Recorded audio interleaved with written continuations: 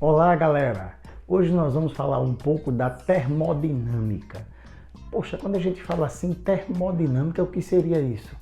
Imaginem, na época da Revolução Industrial, as máquinas a vapor, a locomotiva a vapor, as máquinas que trabalhavam na parte da fabricação dos tecidos, tudo isso foi a criação da Revolução Industrial no que tange as máquinas térmicas.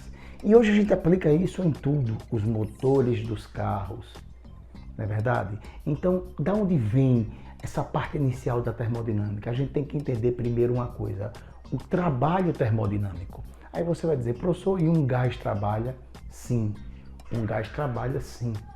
Ou seja, a partir do momento que o gás sofre um aumento de volume ou uma diminuição de volume, eu tenho aí o trabalho termodinâmico. Então, esse trabalho termodinâmico ele pode ser através do produto da pressão vezes a variação de volume, desde que a pressão seja constante. E aí eu digo, o gás sofreu uma expansão gasosa. Expansão gasosa, eu aumentei o volume, dessa forma eu tenho uma variação de volume positiva, eu tenho um trabalho positivo. Aí eu digo que o trabalho foi realizado pelo gás. O gás se expandiu, o trabalho foi realizado pelo gás. Mas também falamos da compressão, quando o sistema realiza a força contra o gás e eu tenho aí uma redução de volume. Aí eu digo, o trabalho foi realizado sobre o gás. Nesse caso eu vou ter uma variação de volume negativa e o meu trabalho termodinâmico será negativo. Lembrando uma coisa, presta atenção, quando eu digo que não existe variação de volume, aí pronto, nenhuma transformação isocórica. Não existe trabalho termodinâmico, porque para existir trabalho termodinâmico, o que é que eu preciso? Eu preciso que tenha uma variação de volume, tá? Então, o gás pode trabalhar? Sim, beleza.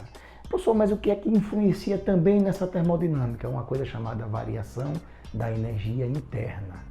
Professor, mas de onde vem o que? Simples. Quando você aquece um gás, ou quando você resfria um gás, você altera a agitação molecular do gás. E aí você altera a temperatura. E aí é que está. A variação da energia interna para um gás monoatômico é 3 meios de nR ΔT. Se eu tenho ΔT positivo, o meu ΔU será positivo. Se eu tenho ΔT negativo, o meu ΔU será negativo. E se eu não tenho variação de temperatura, eu não vou ter variação da energia interna. Mas tenham cuidado. Eu terei energia interna, porque eu tenho temperatura. Porque eu tenho temperatura. Simples assim. Aí agora a gente vai falar um pouquinho da segunda lei da termodinâmica. Desculpe, da primeira lei da termodinâmica, que é uma lei conservativa. É simples. A variação da energia interna é sempre a diferença entre o calor e o trabalho. Por exemplo, se eu disser, eu recebi 1000 joules de calor e realizei um trabalho de 700 joules. Logo, a diferença 1000 menos 700 deu 300 joules. 300 joules é a variação da energia interna. Agora, preste atenção. Você não precisa ter os três. Se eu disser, em uma transformação isocórica, tá? Volume constante, eu não tenho trabalho. Se eu não tenho trabalho, a variação da energia interna é igual ao calor. Se eu disser, a minha transformação é isotérmica, eu não tenho variação de temperatura, então eu não vou ter ΔU. O meu calor é igual ao trabalho. Galera, uma coisa que é importante a gente observar é a questão da transformação adiabática. Caramba, professor, mas o que seria isso, transformação adiabática? É uma transformação que ocorre tão rápida quanto você queira imaginar, que não dá tempo de trocar calor. Então o calor é zero. Então eu digo que a variação da energia interna tem um sinal contrário do trabalho. Professor, dá para dar um exemplo? Dá sim. Pegue um desodorante, qualquer marca, spray, aerosol e aperte. Quando você aperta o desodorante, você percebe que o ar ele sai geladinho. Porque ali nós tivemos o quê? Tivemos uma expansão adiabática. O calor é zero, mas aí como ΔU tem o sinal contrário do trabalho, dessa forma, eu terei o quê? Eu terei um trabalho positivo logo um ΔU negativo.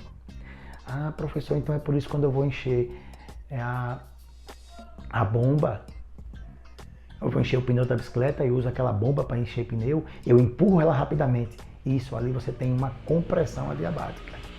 Que se fosse uma compressão gasosa normal, beleza, você iria aumentar a temperatura, mas seria diminuir a temperatura. Mas, no caso da compressão adiabática, o ar vai esquentar. Então, nós vamos ter um ΔU positivo. Tá bem, gente? Na próxima aula, a gente vai discutir um pouco transformação cíclica e segunda lei da termodinâmica. Até a próxima. Um grande abraço.